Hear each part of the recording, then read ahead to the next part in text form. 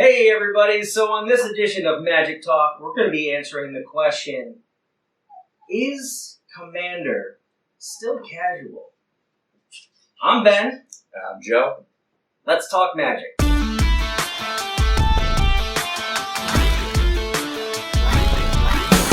Alright, we're back. And, so first thing I wanted to point out is that I feel like a lot of this is going to be kind of anecdotal. Or at least that's the inspiration for why I've even asked this question.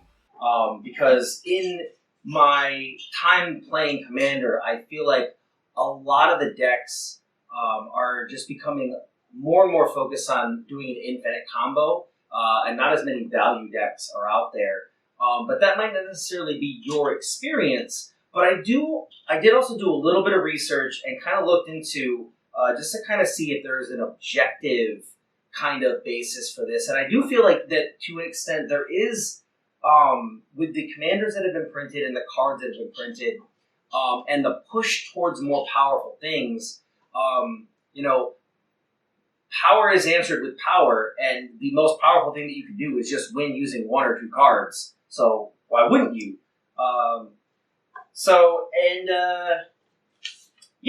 So, Joe, what are your thoughts? Like, how do you feel about, like, the Commander games, like, when you started, because you've only been playing for a couple of years, when you started playing Commander until now, do you feel like they become less casual, or what are your thoughts? To a certain degree, they've become less casual. From my experience, even being new, I was playing with people that had been playing that had a full understanding of Commander, so I got kind of sped through the beginning process of being a new player, but it's definitely gotten a lot more complex in what we do. So the casual level, we've had to adapt the casual level, find out what our specific play group was okay with, things that we didn't like having to deal with. But like you said, power is answered with power. So when you play with generally the same players often, you're just going to continue to get stronger off of each other, because you're going to edit your deck, you're going to come back, you're going to be a little stronger, then they're going to have to work on their deck, they're going to come back stronger, and it's just going to go back and forth. So I think casual is subjective to the current play, the table of who you're playing with. And I think that's a good point, is, to one person something might feel casual, and to another person that might feel broken or bordering on CDH. So I did take a quick look at like some of the top commanders on EDH Rec, and don't just use EDH Rec. I'm going to say that as many times as I possibly can. When you're building your deck, don't just use EDH Rec. It's a great resource, but not the only one. So I have a list here of a bunch of commanders that have a single card win con. So basically you have a one card win con because your commander also is part of that win con. And although a lot of them are kind of older, so we have like, we have Sharoom and Fire Exing Metamorph. That's a little bit older. We've got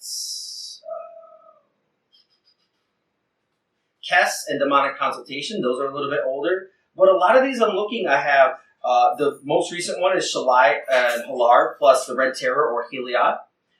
Vito and Exquisite Blood plus a life gain. We've got Najeela and Derevi.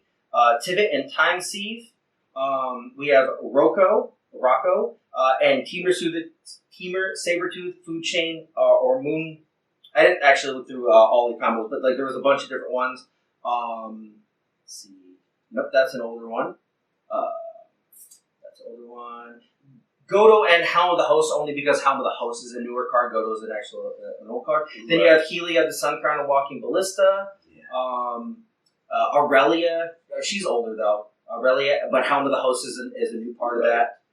So you're, like a lot of these, Kinnan and Basalt Monolith, Niv Mizzet and Curiosity. So a lot of these are, win cons in the command zone, and all you need to do is tutor up that one card. That's it. And that's it. That's the end of the game. And I hate that because it's just like, I have the I card, I just need the win card, bing, bang, boom. And so if you're playing like a value deck, Right. And you're just having to set up things and do all this kind of stuff. Even if you can win relatively quickly, you're never going to be able to outpace somebody that can go get 2 cards or 1 card and play that. And I've just had a lot of games where I'm sitting there and I'm playing, I'm having a good time, and then I'm like, oh, I was never, ever going to win. And it's not about winning the game. It's about having the chance to win. Being able to make good plays and give yourself the ability to get the win. Yeah. And I just feel like a lot of times, like, unless you know, especially like if it comes out of the blue, like the most recent game that I had, this wasn't necessarily an infinite win, but it's one of those cards. It was a Labman win. Yeah. And I didn't see it coming. First of all, because the other deck, we were playing against the mill deck, they milled half of our library. Then they had the curiosity, the thing that allows you to draw cards. Yeah. And so they were put in a position to draw out our deck or draw out their deck to win by Labman. They could have either passed a turn and killed us because we couldn't draw, or that. And it just kind of felt bad because I'm like, I grabbed the wrong deck for this. Like, I grabbed a deck that is normally a little bit fun. It takes a little bit to set up. I didn't have the great setup there. There is actually an infinite combo in there, but it requires 3 pieces. Right. And when I play infinite combos, I prefer those. But I also make sure everybody knows, I'm like my go-to now, and I think I'm going to have to amend it, is I don't ask people power level. I ask people, are you playing combo? Right. Because if you're playing combo, then I'm going to play combo. I'm not going to grab a value deck and just basically twiddle my thumbs the whole time. Because I'm just waiting for you to win and just seeing how much I can do in the meantime. But I also have to ask, do you play an alternate win con? What alternate win con? Because, you know, like a mill strategy, I don't necessarily like that, but like that takes time and setup. Exactly. But a Labman, like, yeah, you have to draw a deck, but it's like there's a really easy way. It can happen out of nowhere. Yeah. They go from doing nothing to winning the game in 1 turn, and you didn't see it coming, because you didn't know it was there. And I think that's the biggest feel bad about those is, like, you know, people say, you know, it's not a big deal. You win, you shuffle up and play. I'm like, I didn't come to shuffle my deck. Yep. Like, if I want to shuffle my deck, I can sit at home and I can just shuffle all day long and I can play Goldfish. So when I come, I want to have a chance to play my cards. I mean, if you want to play competitive Magic, there's every single other format is competitive Magic. And I just feel like there's a lot of these new powerful cards that are coming in that just, they make it too easy to win without really putting in a lot of time and work. Like, one of the things that I hate people saying is like, well, if you spend X amount of mana, you should win the game. And it's like, no. You shouldn't. No, you shouldn't. Just because you spend a certain amount of mana or you cast one particular card doesn't mean you should win the game. I had somebody, they Torment Hellfire for, I think X was 15. Yeah. But I had such a good value engine and such a valuable strategy that, like, I tanked it. And they actually, like, they scooped. Because they're like, this is why I don't like to play with you because you have such powerful decks. I'm like, I have no infinite win combos. You have the same removal access as everybody else. Exactly. You pay attention to what I'm doing and you work against it. Casting Torment of Hellfire doesn't win you the game. Right. And you shouldn't think about it in those terms. And that's one of the things that, like, I think people, like, some of the most fun games that I've ever played, I did not win. Right. Because it was a good, solid game. The last game I remember, it was, we got the 2 other people out, and it was a back and forth for a good long while. One of those, it could have gone any way, depending on who drew the better cards. And I did realize that, like, I made a couple mistakes. I got too focused on one thing, and I didn't realize another thing. I think I could have beat them, but they ended up winning. And even but you probably didn't feel that bad about that loss. I did not feel that because it was a good game. I turned right to him, like, that was a great game. This is so much fun. I had a great time. That's the thing is, Commander, I mean, who doesn't want to win? Everybody wants to win. You put all this time and money into these decks, so you want to win. Yeah. But Commander is about having fun with people that play the same game as you. So sometimes the experience is more than the win itself. Because I've had that same experience where I did everything I could have ever wanted to do with my deck that game, and it came down to the wire at the end, and I ended up losing, and I got the guy down to like 3 health, and it could have gone either way at that point. Yeah, I'm not mad that I lost. Right. Yeah, I've had situations that are very similar, and then it's always some BS crazy win combo that'll change that up, and that's when you get mad. And this is the thing. It's like those certain combos can ruin a game. Right. And this is even outside of, like, salty cards. I mean, there are certain strategies that I think they belong in CEDH. but I just feel like there's a lot more decks that are bordering on CD8s that just aren't really there, because there are certain things like I don't see Grand Abolisher.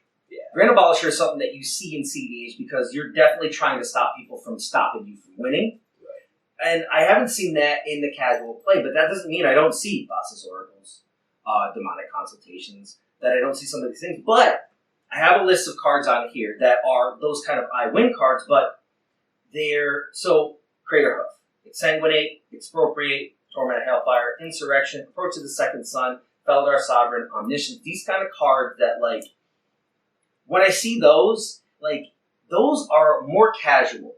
So you can't really say that those aren't necessarily casual cards, but usage of them can make them not casual. I just go, oh, that was boring. This Yeah. is I think I've won one game with Torment of Hellfire, and I immediately took it out of my deck. I've owned a Torment. I don't know why I still own it. I should just sell it. Yeah. Because I'm never going to play with that card again. I don't want to win that way because I didn't win the card one, and that's where I really feel like that this hinges on is Commander still casual? And I'm like, I keep losing to these strategies that don't take any effort, and that just I love spending time building my decks. I love spending time playing the game. That's why I play Commander. I don't want to play competitive Magic. I don't want a focus to be on winning, but I do want players that want to win. Like, if you have players that don't care if they win, they're going to do stupid shit, and it's just going to suck because I remember distinctly, this was a while ago, but I had it was a 3-player game. But the other person, they didn't care, and the other person was their buddy. So they kept throwing all their resources at me and helping their buddy out. I'm like, so this is 2-on-1, and this sucks. And I could even kind of see in their face, like, they didn't want to say anything, but, like, I kind of see in their face, they were like, yeah, I'm sorry, dude. Yeah, this kind of sucked. Yeah. And it was, and also, like, I don't think that person had even really been there that much. Right. And it's like, if you're new to a game, to a pot of people, don't come with your Avacyn Armageddon deck and then not be able to win and then just go, oh, I'm going to Armageddon, ha ha ha, that's funny. It's like, no, it's not. Not any of us think that that's funny. No. If you find that entertaining, you ruined 2 hours worth of gameplay. Possibly. Yeah, you just wasted my time. I would rather have sat out that pod and waited for another pod than playing that game. Yep. So there is the other side of, well, if you win relatively quickly, you can't shuffle up and play, which is not, like, I know I just said that, like, I didn't come to shuffle my deck, but that's when, like, you go to play a game and it ends after, like, turn 3. Yeah. And I'm like, I won't even be able to develop my board until turn 5, and then my win will come many turns down after the road. that. So yeah, that kind of sucks. That's a feel bad kind of game. But then there's also those games that drag on for 2 hours, and you're just like, I'm bored of this game. And we had a conversation before we actually had quite a long conversation before we started. I wish we just recorded that. But talking about, like, you know, you have buddies over, and then you end up, like, getting bored of the game because it's going on too long, but you start talking. And I said, well, I would be fine with that because you're over playing with your buddies, and, like, if what's entertaining you has changed form, you're hanging out with your friends. That's what's happening. But when you go to the card shop, you're playing Magic. That's what you're there to do. Exactly. And I've had games that have gone on for over an hour at the card shop, and I'm just like, I'm actually kind of just checked out of this game. Yeah. Like, it's not that I can't do anything, but, like, it's the board wipe. Right. The board wipe. So I don't necessarily want to go back to the days of Magic where the games lasted so long that you just stop caring about it. Right. But I also don't want to play those games where you're like, I never had a chance because I don't have 15 minutes of strategy.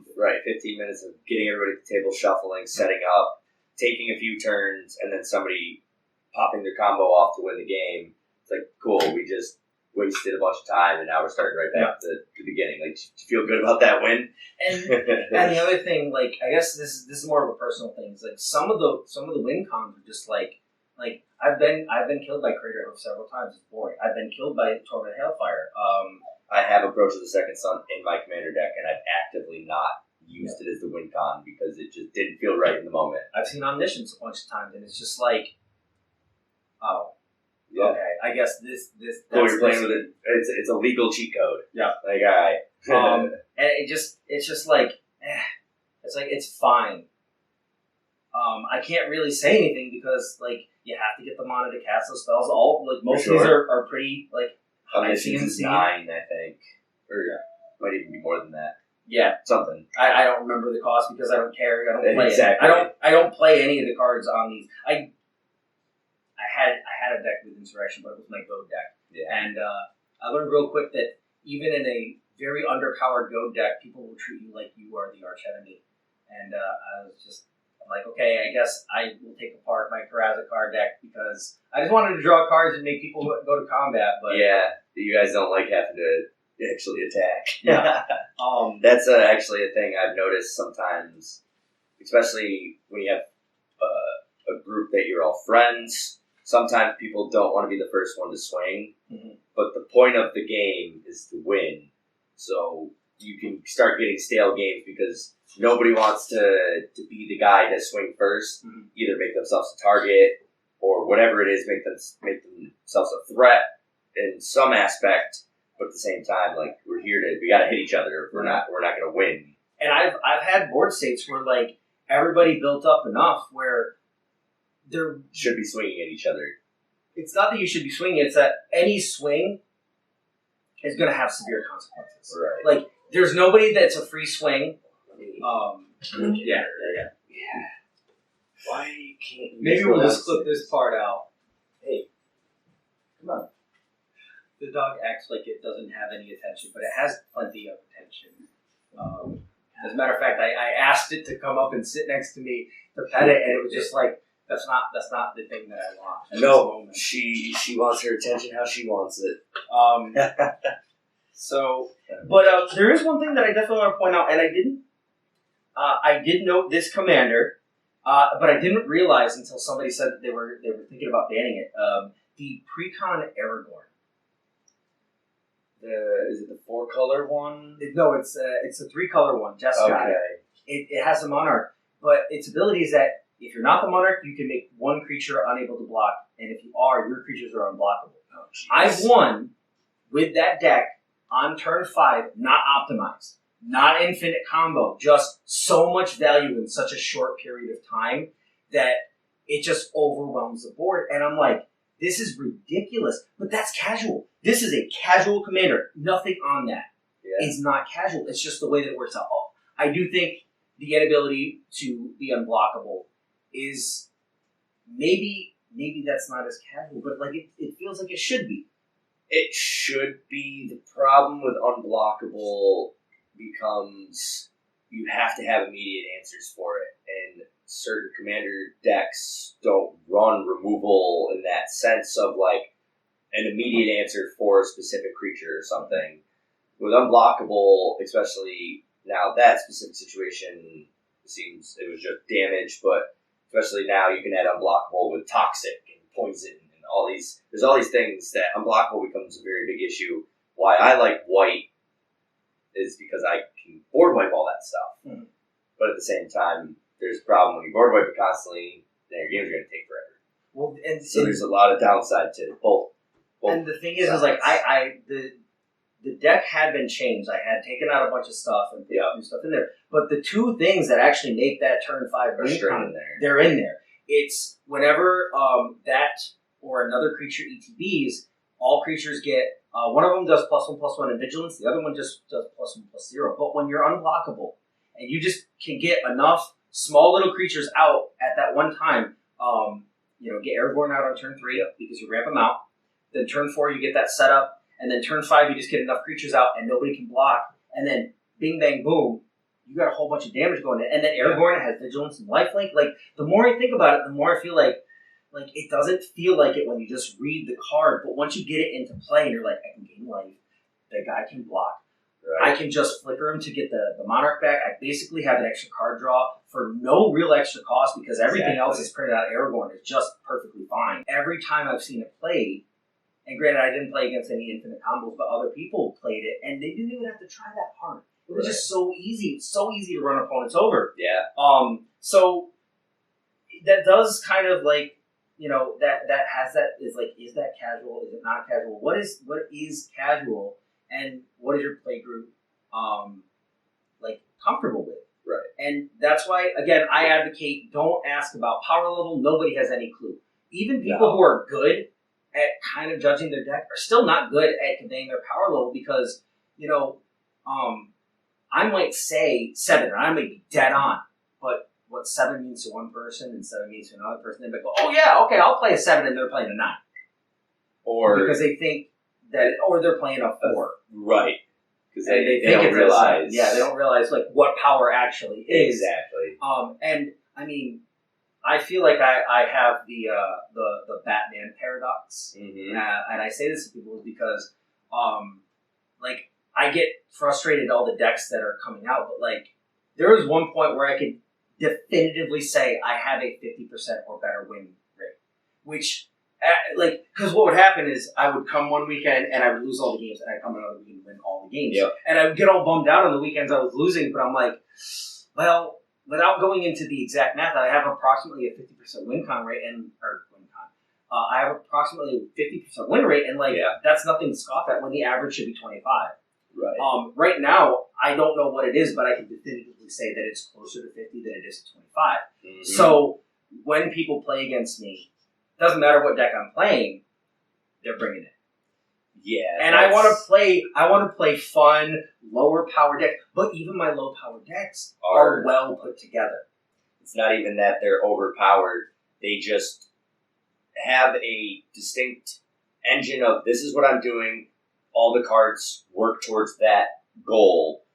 And they could be low-powered cards, but because of the way you built them, you turned it into something that's more powerful than what the cards actually are. I have decks, and I think a lot of people fall victim to this. Like, they'll see a card and they'll be like, this is good in isolation. I've had a lot of people go, you should add this card to your deck. I'm like, no. It's not what I'm doing. It's not, like, Yawgmoth comes to mind. Like, that feels like it could go in every black deck, but I have an extra Yawgmoth. I don't know what to do with it because it doesn't go in every black deck. Right. Because just because I can sacrifice a creature to draw a card or I can proliferate doesn't mean that card's going to be good in this deck because all the cards synergize.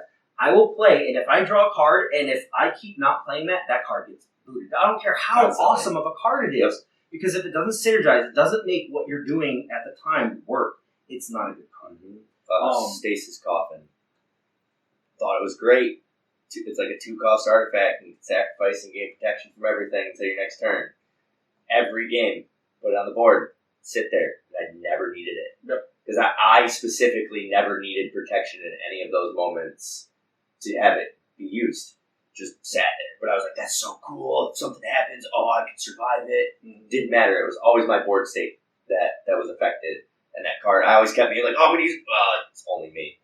So I was like, nope, get it out of there. It's got no use at all. Yeah. That's the thing. Don't be afraid to pull out a card because you like it. And I think, it sucks to kind of put it on other people, but it's like, I do spend a lot of time toying with my decks, thinking about cards, how the cards synergize, without going online. Like, I don't utilize, I only utilize resources that help show me cards that have particular characteristics. Like, I use Gatherer a lot to just go, okay, here are the characteristics I'm looking for. What kind of cards are available? And I'll read through the cards and I'll start thinking about, well, how would this work? And how would that work? And I just you're not going online and finding. I have never net. Yeah, exactly. You're not finding existing combos to just throw in because you're generating something cool that you're just trying to come up with based on what cards already exist. And I think a lot of people, they live in magical Christmas land. Yeah. And they're like, oh, the ceiling on this is high. Well, what's the floor? The floor is what matters.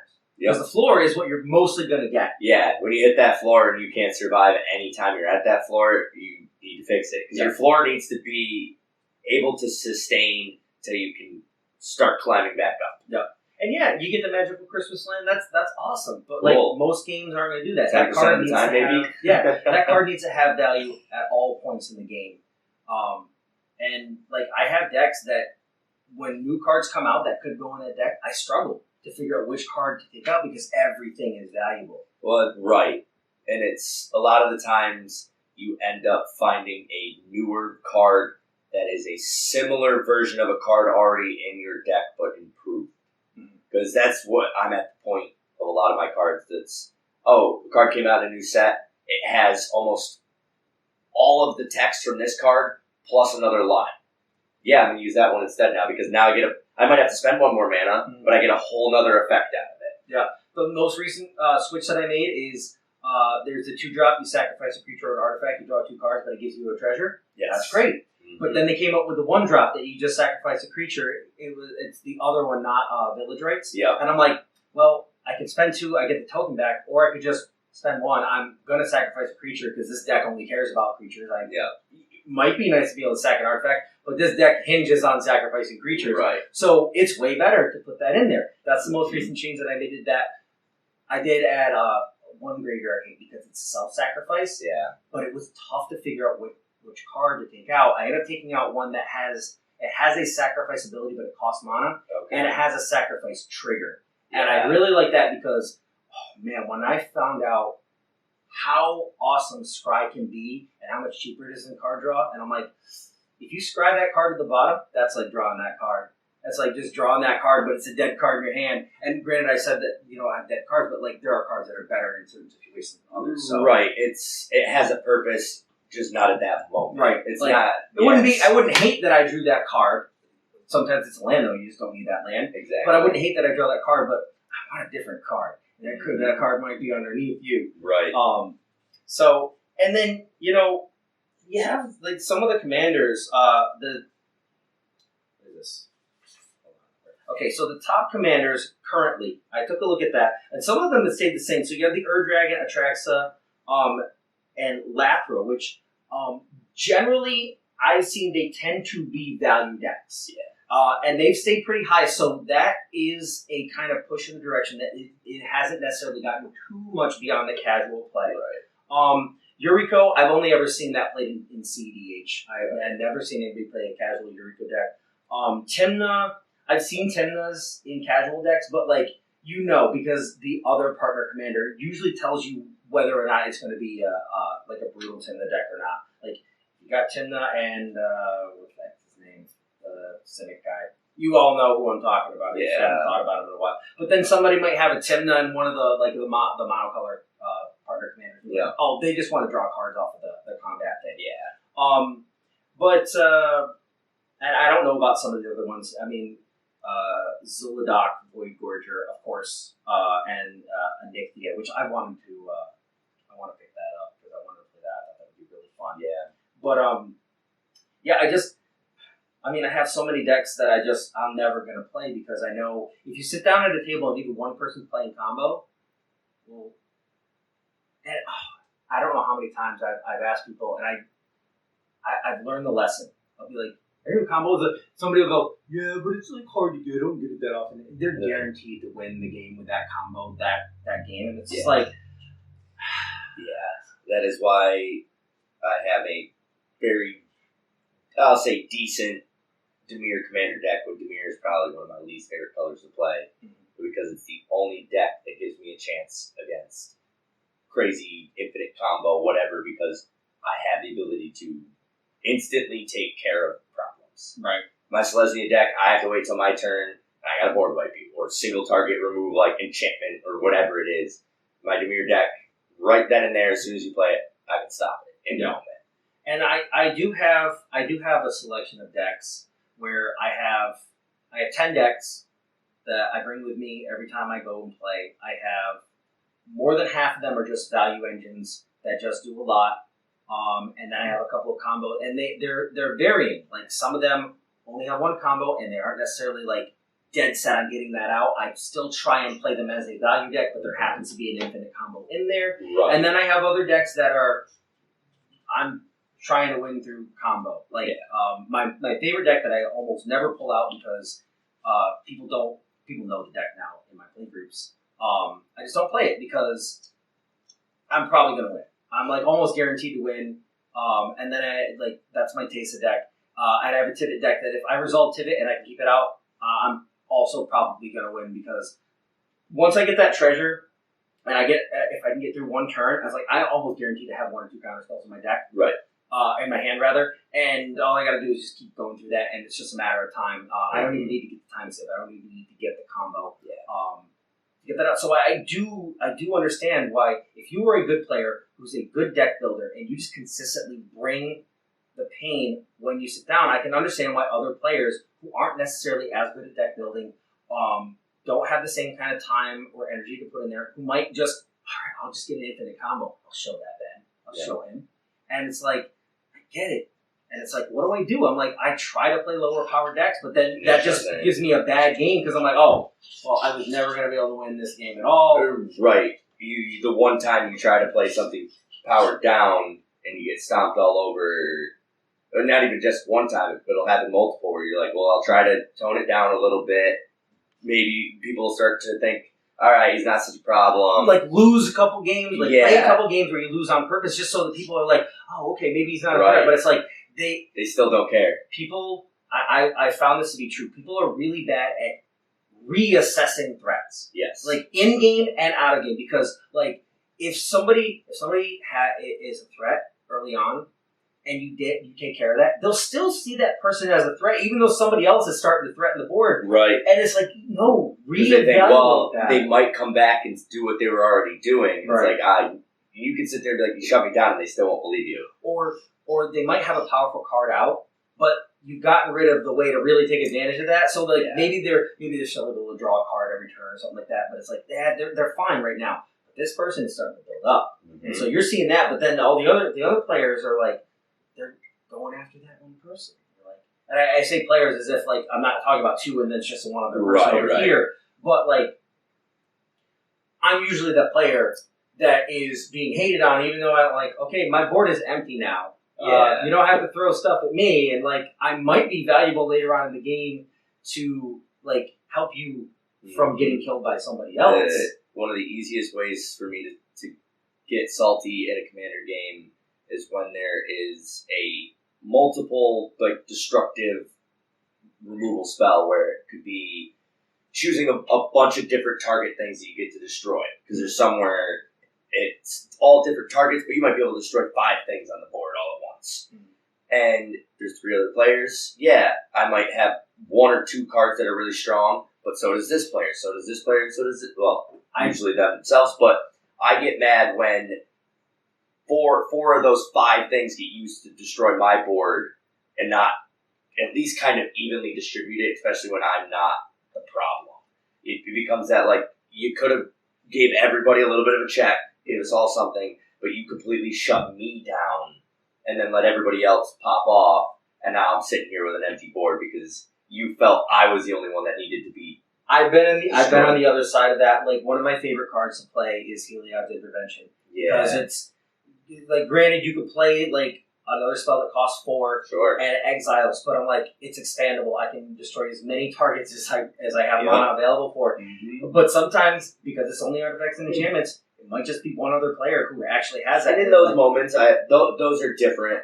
It's always when me as somebody who's assessing the threats of the table, and I watch 4 of my things and only one of them was a problem, and that guy's got 2 things that are going to be an issue, and this person's got 2 things that are going to be an issue. And you point them out, and then they'll look at you like, well, of course you're going to point those out, because you want me to think that, no, I'm gonna still do it to you. And it's like, I get that I was a threat, but I'm telling you seriously right now, not as because I want to win, I'm telling you seriously right now that you're going to lose the game because you're not reassessing it's one of those, I'm actually trying to help you understand that in this moment, you thinking you're shutting me down is ultimately going to cost you the game, because one of those players now has what they need and you didn't destroy it when you could have. Yep. Sometimes you might have 1 or 2 small windows in a game to beat somebody, and if you didn't take those opportunities to destroy specific things or kill strike somebody,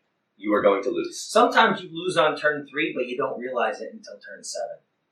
Very true. Like that more applies to like competitive, where it's just 1-on-1, and that's something to kind of keep in mind. But like that is something to always kind of have in mind, is that like you don't lose on those successive turns because that turn. It's because of the decisions that you made up to that point, where if you don't take care of something when you have the opportunity that you did, or I think we were having a discussion, throwing away a removal spell because I have it in my hand and I can use it. And it's like, I remember, I'll never forget this one. It was a 5-drop. It was cool. Like what I was going to be able to do was like going to cause people to lose some life, but it wasn't going to win me the game. Right. And they removed it. And I was like, why did you do that? Well, because it could. And I'm like, you just wasted a removal spell on something that is inconsequential. And then the very next turn, the person to over here, they put down something, and I'm like, yeah, good thing you got rid of that thing because you don't have the removal spell for the thing that actually matters. Right, now there's a problem for everybody at the table, and you hadn't answered, and you just wasted it on this thing that was going to sit there and do something once and then really not do much. I will discard a card because I have too many cards in my hand before I will throw away a removal or a counter spell just to play it. Unless you have the ability to keep playing them. That is a different situation, because there are scenarios where you can dump it and then put it back and then dump it again. Right. But that's very selective. Right. Like, I have had instances where I've had both Path to Exile and Swords of Bludgeoners in my hand, and I had to discard a card, I had the money to use it, and I'll be like, you know what, I have to. I'll just use the one. I'll just get rid of something inconsequential. Yeah. Like, as long as there isn't something of a threat, I'll just use it on something, because instead of discarding it, I might as well cast it. Right. And I don't want anybody to feel bad, so I'll just get rid of your thing that's giving you a little bit of value, but isn't something that's going to break your game. Right. And I do try to play like that. I try to be kind. I try to, like, I don't want other people to have a bad game so I can have a good game. Like, that's a big thing. Exactly. If I'm the only one having fun at the table, I'm not going to play that deck anymore. No. Or I'm not going to play that deck in this circumstance. Because, like, my Tivit deck, that used to just be a deck that I would play, and over time, it is now in the back of my cards, and it is a deck that I only play when I feel like, oh, you're playing those decks, I will grab out Tivit. Sometimes at a table you need to make a point. Right. Sometimes some people think that their stuff is either too powerful, whatever it is. Sometimes you need to pull out something and put some people in check. Yeah. I think that pretty much covers it. I don't think we necessarily definitively answered. I think that overall, yes, Commander is less casual than it used to be. But it's subjective to the table you sit at. I do think that there is an objective portion of that. I think that, like, the power creep, there's a lot of cards that are just, like, you can still play them, but there are so many better options that are more efficient or do more, that it just pushes people further and further towards those combo. Like, I think that I am to blame for why I am playing against so many combo decks. And I don't want to play against combo decks. I would rather play value and play against another value deck, but just too many of the people that I play against, just for whatever reason, can't bring a good enough value deck to stand true.